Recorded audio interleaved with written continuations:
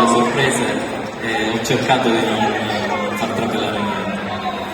Stasera sono qui di fronte a migliaia di persone per dirti quanto ti amo e per dimostrarti.